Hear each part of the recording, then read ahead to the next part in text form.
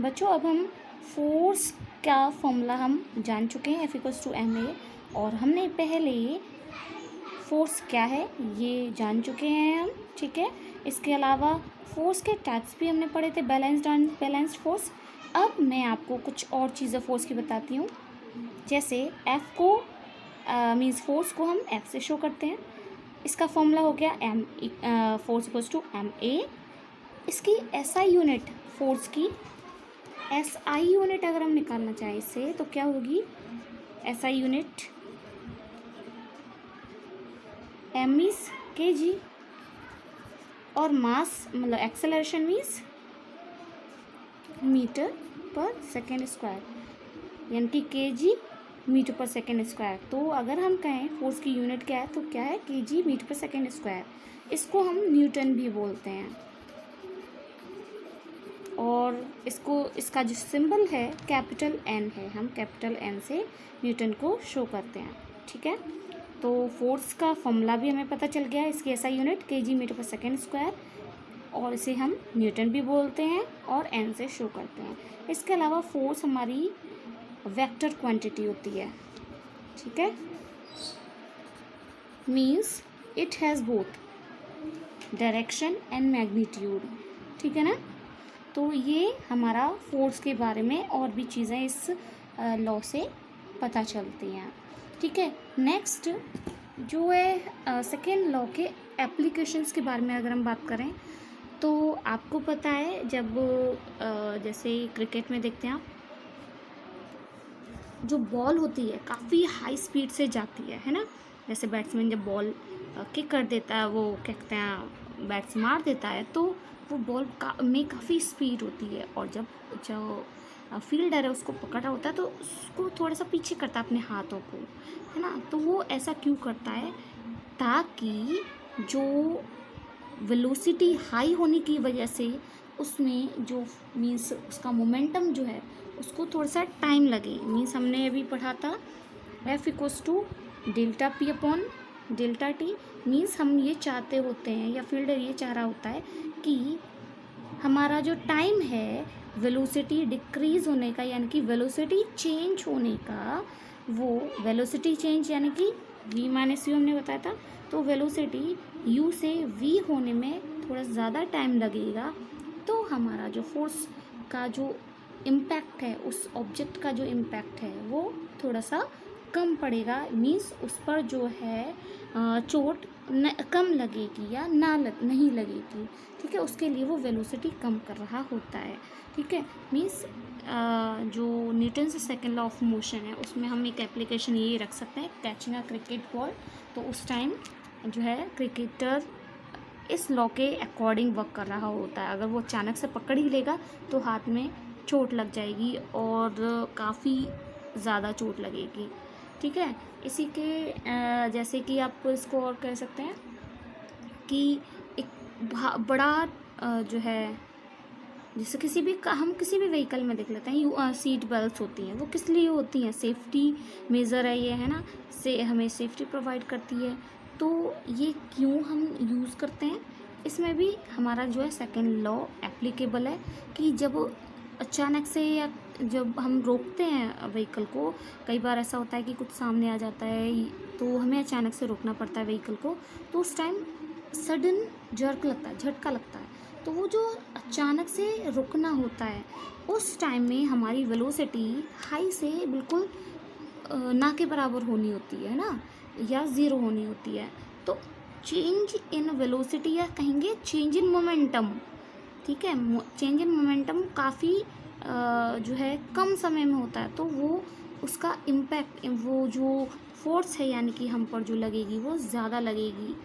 तो उससे हम आगे की तरफ ज़्यादा फोर्स से जो है जहाँ मिरर होता है, वो कहते हैं ग्लास लगा होता है, उसकी तरफ पहुंच जाएंगे और उसमें हम चोट लग जाएगी उससे हमें, ठीक है। तो इसलिए वो जो है हम सीट बेल्ट लगाने को कहा जाता है, ताकि ऐसी कंडीशन आए तो चोट ना लगे पर्सन को, ठीक है।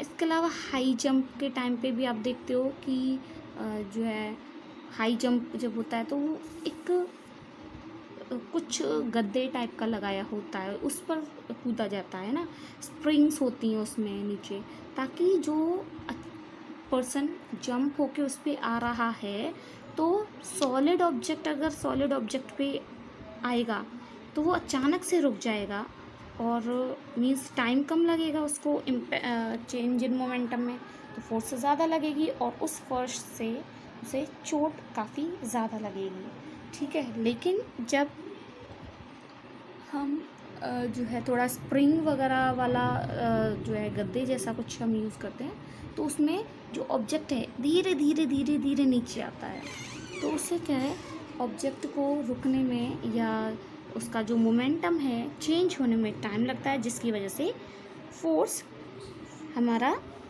यानी कि rate of change of momentum बढ़ जाता है, और जिसकी वजह से फोर्स हमारी थोड़ी सी असर कम पड़ता है, यानी कि हमें चोट नहीं लगती है उस टाइम, ठीक है। तो इस तरीके से हम और भी एप्लीकेशंस लिखेंगे, और इनके बारे में थोड़ा थोड़ा लिखना है आपको, ठीक है ना, और भी आप एप्लीकेशंस लिखें।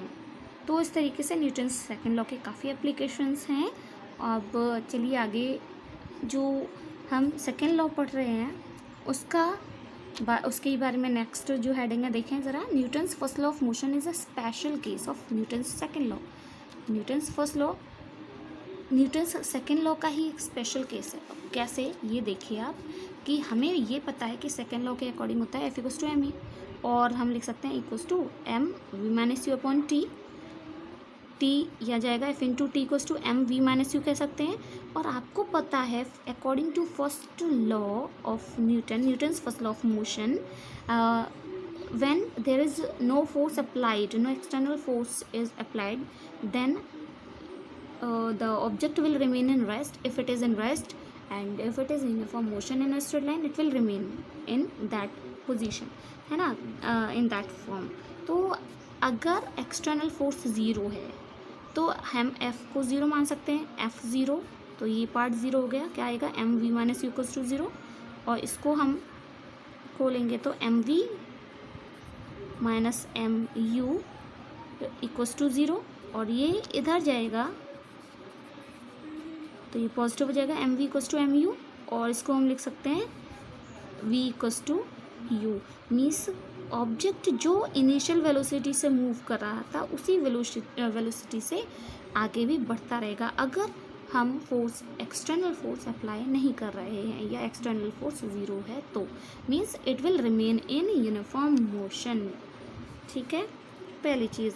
और अगर हम कहें कि ऑब्जेक्ट रेस्ट में, इट मीन्स u = 0 है, और u 0 है यानी कि फाइनल वेलोसिटी भी 0 ही है ना। इसका मतलब क्या, कि अगर u 0 है तो v भी 0 है ना, m तो 0 होगा नहीं, ठीक है। तो इट मीन्स कि हमारा जो ऑब्जेक्ट रेस्ट में है तो it will remain at rest unless an external force is apply, जब तक कि हम एक्सटर्नल फोर्स अप्लाई नहीं कर रहे ये कंडीशन बनी रहेगी। तो ये आपका सेकेंड लॉ का एक स्पेशल केस है फर्स्ट लॉ, ठीक है ना। अब इससे रिलेटेड हम मैंने दो क्वेश्चंस लिखे हैं, इनको आप करेंगे, ठीक है, देख लीजिए। अब नेक्स्ट जो पॉइंट है अपना वो है इनसे रिलेटेड क्वेश्चंस पहले, ठीक है। थर्ड लॉ ऑफ मोशन हम बाद में पढ़ेंगे, पहले इनसे रिलेटेड हम क्वेश्चंस कैसे करेंगे ये देख लें। जैसे मान लिया एक फोर्स मीन्स एक क्वेश्चन मैंने लिखा है, a force of 5 Newton gives a mass m1 and acceleration of 8 मीटर/सेकंड², ठीक है। ये सारी चीज़ें मतलब दे रखी हैं, तो आपको अगर इसमें पढ़ के देखेंगे तो इसमें बोला है कि फोर्स 5 न्यूटन है किसी m1 मास पे, ठीक है, तो एक्सेलरेशन इतना है, और m2 मास पर जब यही फोर्स लग रही है तो एक्सेलरेशन है 24 मीटर/सेकंड², ठीक है। तो यानी कि ये गिवन है F = this, A1 = this, A2 = this, ठीक है। आपको निकालना क्या है, acceleration if that force is applied on the mass on both of the masses when Tide together, दोनों एक साथ होंगे तो कितनी एक्सेलरेशन होगी। तो सबसे पहले हमें दोनों मासेस को अगर निकालना चाहेंगे तो पहले m1 और m2 हमें निकालना है। तो हम F equals to M1 A1 और F equals to M2 A2 से हम M1 निकाल लेंगे। M1 equals to F upon A1, क्योंकि सेम फोर्स अप्लाई हो रही है, ठीक है। तो इस तरीके से हम ये एक्सेलरेशन A2 24 है, A1 8 है, ठीक है, 8 मीटर पर सेकेंड स्क्वायर। इनसे M1 M2 आ गया, तो मैं कंबाइंड फोर्स निकाल सकती हूँ, combined mass, sorry, for combined masses M1 और M2 लेंगे हम, ठीक है। तो अगर कंबाइंड मास के लिए देखें तो फोर्स इतनी है, मासेस कितने हैं, तो sum of both of the masses आएगा mass M equals to this, यानी कि दोनों को प्लस किया 5.6 kg आया। एक्सेलरेशन पूछा है, तो ऑब्वियसली फॉर्मूला हमारे पास है A equals to F upon M, हम रखेंगे तो हमारे पास आ गया 6 मीटर पर सेकेंड स्क्वायर। मीन्स आप इस तरीके से क्वेश्चंस को ध्यान से पढ़ के करेंगे और ये याद रखेंगे यूनिट्स सही होनी चाहिए, ठीक है। एक क्वेश्चन और मैं दे रही हूँ, ये भी आप करेंगे, ठीक है। इसमें ये ध्यान दीजिएगा 90 किलोमीटर पर आवर है और ये सेकंड है, यूनिट्स यानी कि ध्यान देनी है आपको, और फिर इन क्वेश्चंस को करा करें। न्यूमेरिकल्स के लिए पहले गिवन लिखना ज़रूरी है, देन उसके यूनिट्स सही करना, देन क्या फाइंड करना है ये पता होना चाहिए, देन आप उसको सॉल्व करेंगे, ठीक है। तो अभी आज इतना ही, ठीक है। और इससे रिलेटेड जो भी न्यूमेरिकल्स हैं बुक में वो करेंगे और मैं अभी असाइनमेंट सेंड करूँगी, ठीक है। उन्हें करना है और नोट्स प्रिपेयर करने हैं। एक बार मैं सारा आपको वर्क दिखा देती हूँ ताकि आप इनकी हेल्प से नोट्स बना सकें।